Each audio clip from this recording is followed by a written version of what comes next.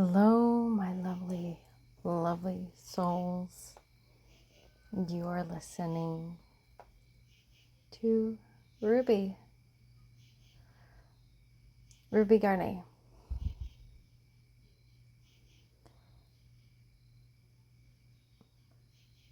So, to give you a good sense of what the show is all about, it's kind of a blend of different things, but it mostly focuses on spiritual philosophy. I do a lot of pondering in my life, and because I'm asking questions, I'm more often than not confused just as much as you are. If you hear any background noises, right now the crickets are out. I don't know if you can hear it, but it's comforting, it's soothing. It helps me go back into the moment, into the now.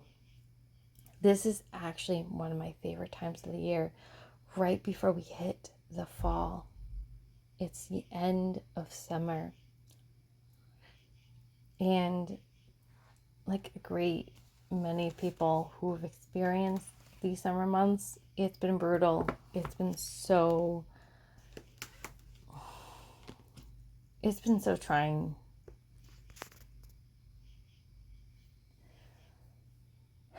Maybe even trying enough to have me kind of question a lot of different things. Like, am I doing the right thing? Am I, like, what should I do now? What should I do next? Because I've been stuck in the house more than I would like. So I've been away from nature. And I found that I've been having a hard time connecting with the light, with my spirituality, because I feel trapped. And that's difficult. It really is.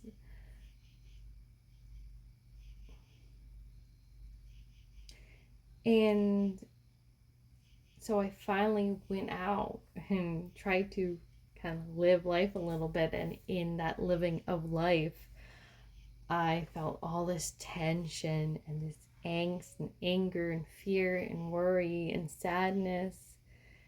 And it's like, really, I'm out there enjoying the world, and here I am feeling all of this. Like, why am I feeling this way? Like, why am I not happy? I have an opportunity to be happy. It's not fair. And then, like, universe loves to sneak in. They said, with faith, there is no tension. With faith, you release that. And when you're in the present moment, you do not have space and time or energy for all those sort of things that you are busy doing, feeling, experiencing. It's busy work. And our minds do. And I was a little caught off guard by that, like, because, wait, what do you mean that's busy work? I don't quite understand. How can that be busy work? But it is. If you look at a lot of us, like, we often prioritize busy work so often. We're hustling. We're like, oh, what's the next best thing? Oh, shoot, I got this job, but it doesn't seem that great. Oh, maybe I should go look for another new job, And that's tough to be in. We're constantly chasing the dream, right? And anxiety is busy work. It's like, oh, am I? We look at our bodies, or we look at our space. We compare notes about the before and after of starting, ending a new job or a new home. Well, my last place I had this. Oh, that person's so mean. Or, like, I don't even know how best to describe what I'm experiencing in my own body and mind and soul. And it's very exhausting, because I just want to relax. I want to be in the present moment. And so I've been trying. I've been trying. And so I have my tarot in front of me, and it sometimes helps. It does. I'm very drawn to the tarot. This channel was originally called The Messy Human Tarot, and in some ways it's still that, in a lot of ways. But I'm very multifaceted. I love writing, and I love philosophy, and I love sharing my spiritual insights, because very often we're trying to figure stuff out, aren't we? We always are. We're constantly in this angst of, I'm very addicted to angst, by the way. I kind of like caught on to this, like, I'm like, and it's so weird because I was looking at my little boy, and I was looking up high because I'm watching him and going like, this must be what God, it feels like to be God, a loving God. Oh, like think about it. Like, we often, this is the thing with faith, right?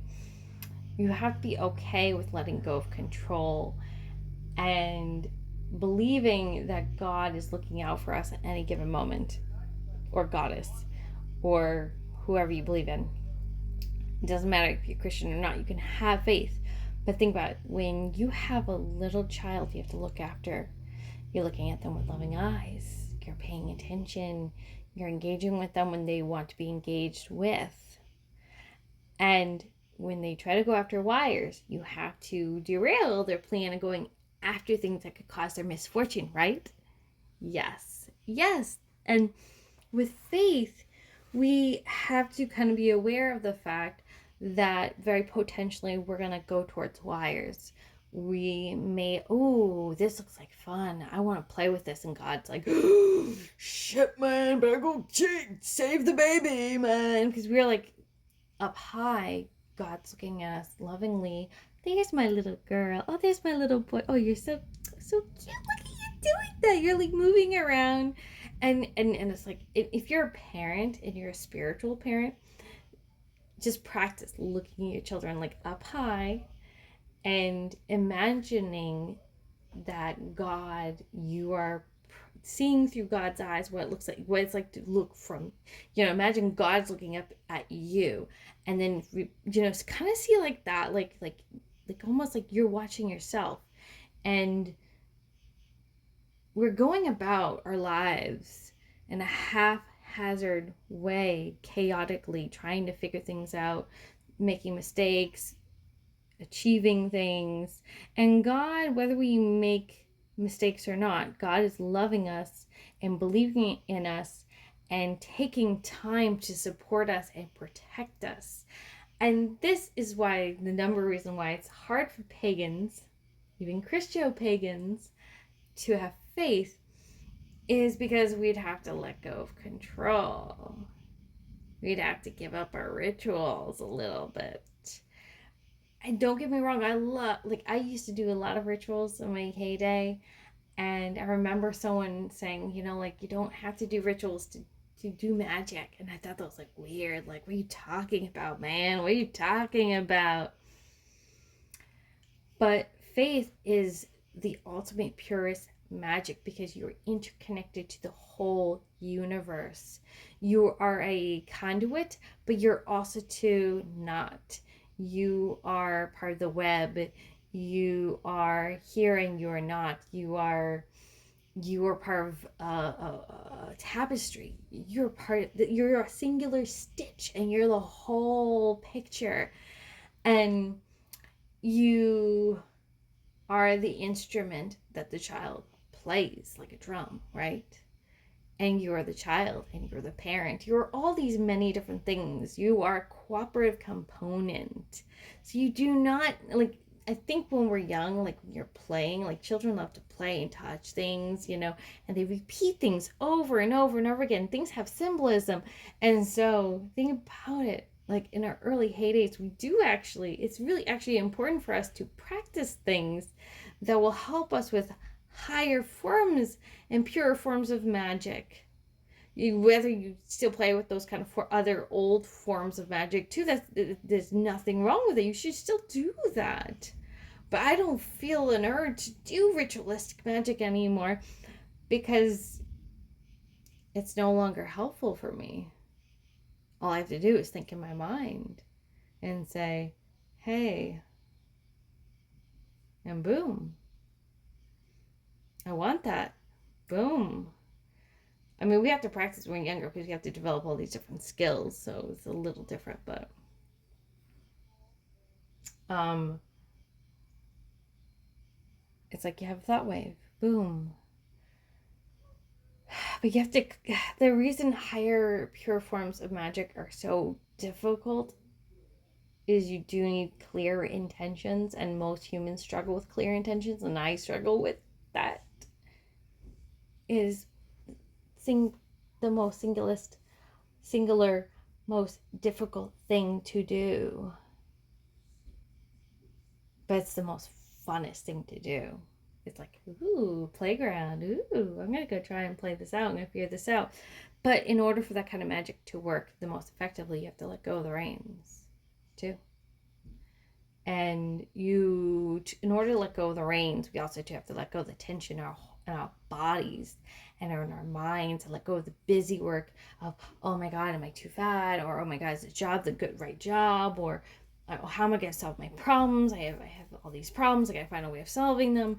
Oh my God, and Jessica, or thinking of these different people in our brains, like, oh, I have to meet their needs, or I have to do this, and I have to do that, and I have to do this, and it's exhausting busy work in our own minds, or we have to do busy work in our own homes, and it's exhausting, or we have to meet all these people's needs, and it's exhausting. So you deplete your energy levels. And I'm not saying this because I'm perfect. No, I'm still struggling at it all. But I find that spirit, for whatever reason, loves to communicate to me, and they're like, you know,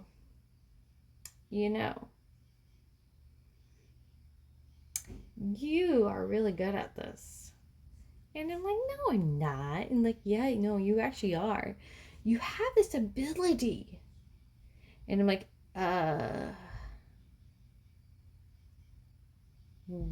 like, can you share with me what that is? And like, there's like, you have this courage, you have this ferocity. Sorry, I have a speech impediment, but like, basically, like, I see things and I don't always know that I see things, and then something will come to pass and I'm like, what just happened? What just happened? And but I don't really like doing the full on psychic stuff. I like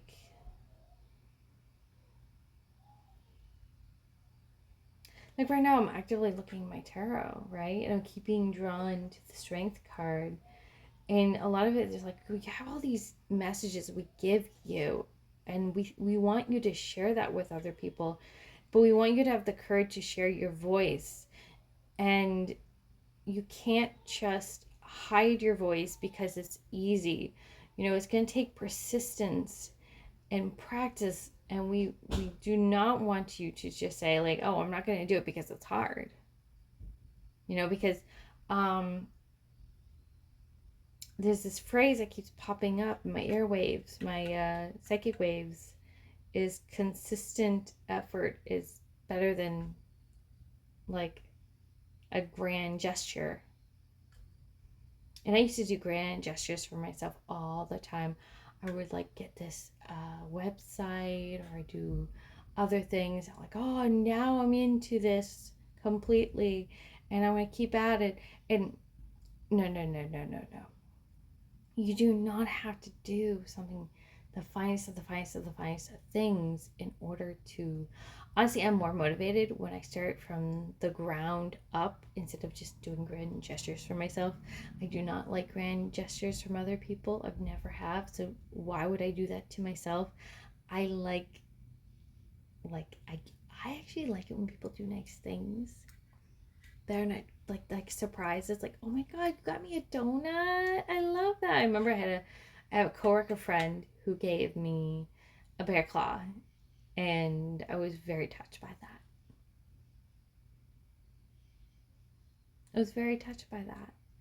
And I have a tarot deck that someone gave me a couple years ago. I still have and I use on a regular basis.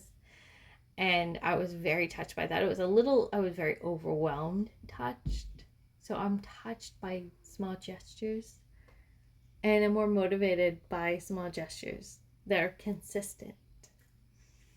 And I think that universe is saying, well, you have to treat yourself the same as you would want other people to treat you. You can't just say like, oh, I'm gonna do these grand gestures and you're gonna be like instant motivated. Like we have to treat ourselves. We have to have an understanding of ourselves and then treat ourselves accordingly based on how we want other people to treat us. Does that make sense?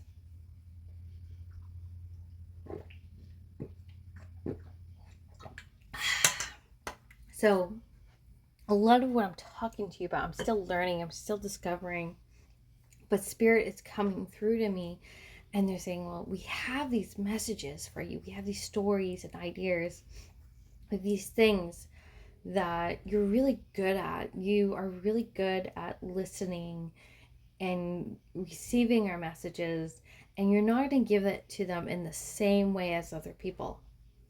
You're not. And you shouldn't try to match how other people do it. But we want you to give it to other people.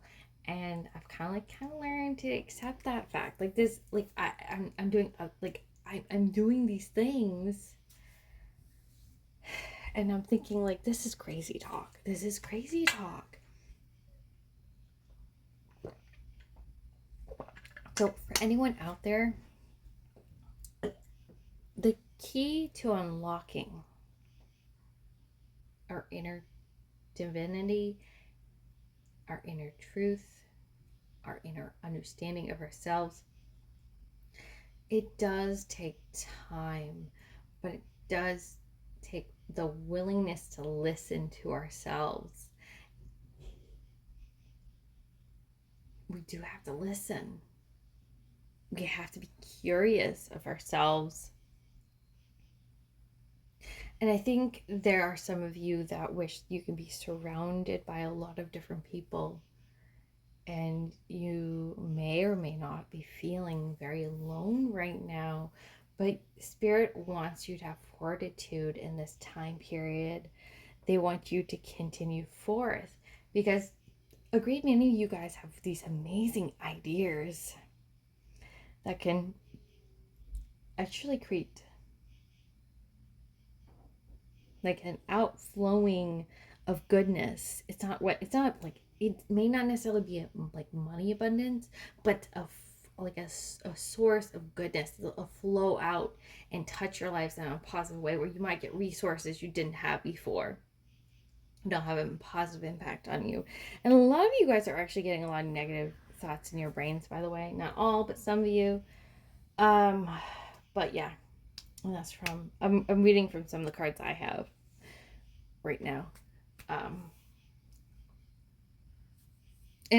my eyes keep getting connected to connect with light. I have like a couple different stuff on my personal space.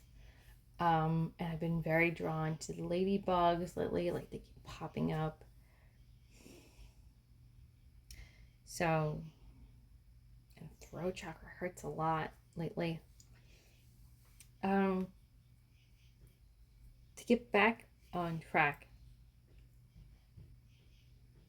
it's time for us to lean into faith a little bit more. And if you are, for whatever reason, the term neo-pagan is coming in, there are going to be a lot of neo-pagans coming in. A lot of young people who are trying to wet their feet with discovery.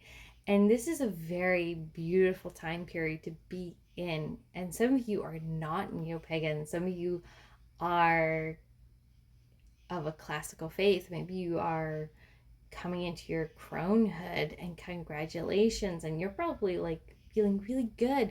There's new beginnings for a lot of different people at different stages and periods of our lives.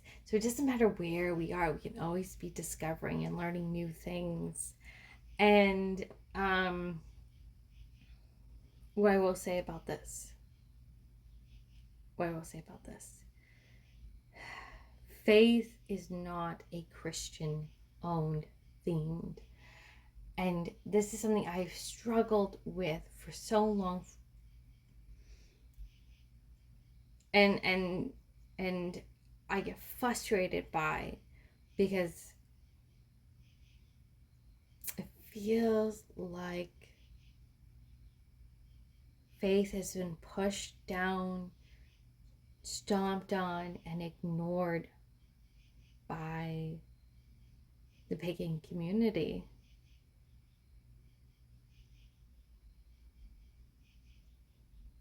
Almost like it's tugging at our heartstrings, but we're like, no, that's not for me.